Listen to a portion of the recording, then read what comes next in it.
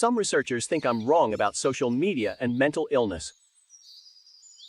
It's quite hard for me to judge this topic, because I am so thoroughly convinced that social media is toxic for mental health. I think unfortunately it has become pervasive enough that you can't avoid experiencing its toxic influence. There has been a complete loss in any interest in meeting a middle ground, and like the use of stocks in medieval times, the concept of cancellation is much more power than any reality. Twitter showcases this best. It's prison politics in web form. Everyone's in a gang, and God help you if you aren't. Everyone will have a go at you. I think social media amplified trends that were there before. I remember when I came to the US in 2000, it was pretty fashionable to say I'm angry all the time. And the hatred at politicians was pretty pronounced too. And the cable news was already spreading fear and anger. Personally, I think modern media, starting with cable TV, allowed hate-mongers to easily reach large groups. The internet just made it much worse. I just wonder how we can get out of this. My main observations are only from the US, but the thinking that there are others who can't be understood or talked to, but need to eliminate it, is quite deeply ingrained in a lot of people. 24-hour cable news, where news became entertainment, definitely sowed the seeds of this. There is a great movie from the 70s called Network that predicted the slide of society in this direction. Twitter really is the worst. At least the other platforms have some good mixed in with the bad. It is nice to stay vaguely connected to people in a sort of holiday card way. Twitter has nothing to redeem it. Even in communities where there's attempts at substantive conversation, the medium makes a horrible mess to follow. It is truly remarkable to which great lengths people go to justify their unhealthy relationship with social media. It is nearly the same as telling an alcoholic they have an alcohol problem, and then hearing excuse after excuse, and reframing and mental gymnastics to jump around the elephant in the room. I'm glad write-ups like this one are a thing. Maybe our parents were indeed right when they told us we are glued to our devices and should go touch grass. Maybe our parents were indeed right when they told us we are glued to our devices and should go touch grass. And yet, their generation seems to be the most addicted these days, and the most unhinged when it comes to following conspiracy theories. This glued to devices meme is tired. Look at a picture of folks on public transport from before phones. Note that everyone is reading a newspaper or magazine. I know it seems crazy, but humans reading information is a constant in public, and the only reason you didn't see more of it in the past is that you were part of the group consuming media, while also assigning intellectual value to the fact that a periodical is printed on paper, as if destroying a tree to make paper legitimizes the content in some way that a digital download of the same content can't. Get a better argument. Just to levy a single criticism among several, I find Haidt's rebuttal of the climate change hypothesis unconvincing. Fears around climate change are not energizing, in the way that prior crises are, in a significant part because public sentiment around climate change is that we're already doomed in a way that isn't really possible with social crises.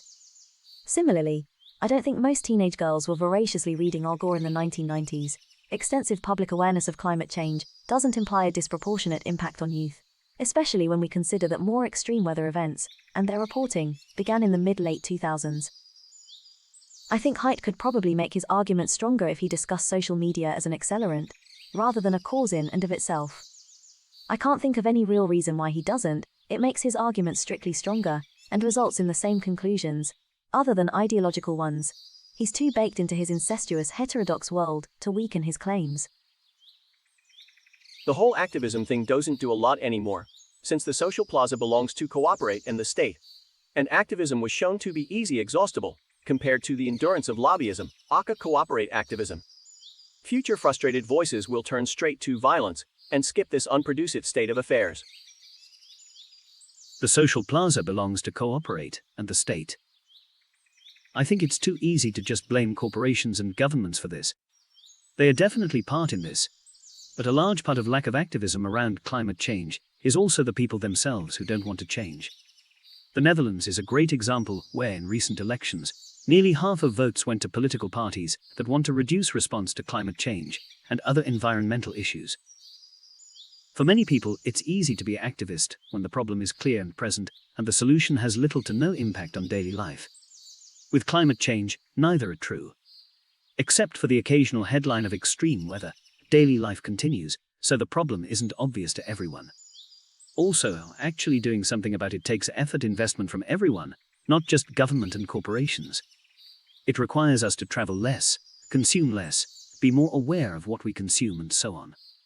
It requires us to drive smaller cars, live in smaller and better insulated homes, and become less individually oriented, and pay more for our clothing.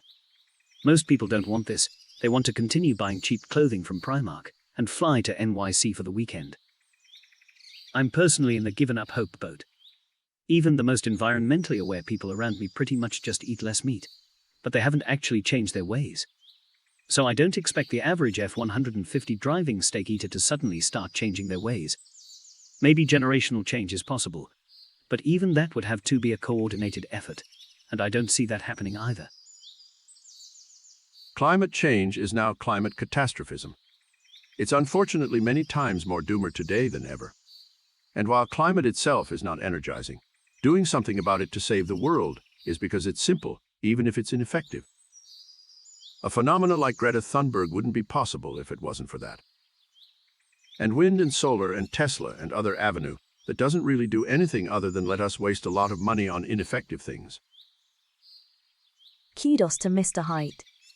I wouldn't have the patience to explain over and over again why being addicted to your phone and comparing your looks to global superstars makes girls lonely and depressed. People will argue over percentage points of an R value, instead of simply asking 3 girls whether using Instagram 4 hours a day makes them happy. Okay, but how are we supposed to get teen girls not to compare themselves to the looks of global stars? This existed before social media. At best I can see it being a catalyst here, and so sure limit or ban social media, at least for under 18 seconds till the 25 seconds, whatever we agree on is a developed adult brain. Lowering the percentage of teens with mental health issues is a good thing. However, that doesn't stop teens from comparing their looks to their peers, adults they know, and obviously global media. Magazines, billboards, films, music, etc. What successful women look like on cable news. How are the underlying cause for these negative feelings going to be addressed? Girls who spend more than 4 hours a day on social media have 2 to 3 times the rate of depression as girls who spend an hour or less.